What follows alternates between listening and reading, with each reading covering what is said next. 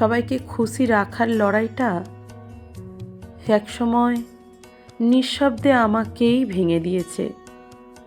আমি সেটা বুঝেছি। আমি হাসি মুখে পাশে দাঁড়িয়েছি, নিজের প্রয়োজন ভুলে অন্যের কষ্ট আগলে রেখেছি।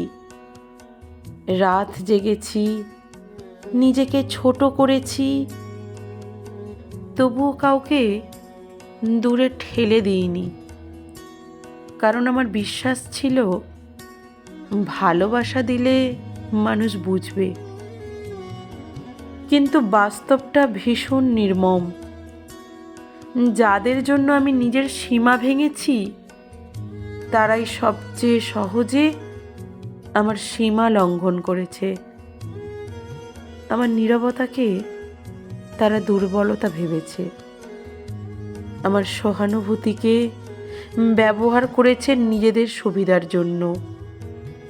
একসময় আয়নার সামনে দাঁড়িয়ে নিজেকেই প্রশ্ন করছি, আমি কি খুব বেশি দিয়ে ফেলেছি, নাকি ভুল মানুষকে বিশ্বাস করেছি?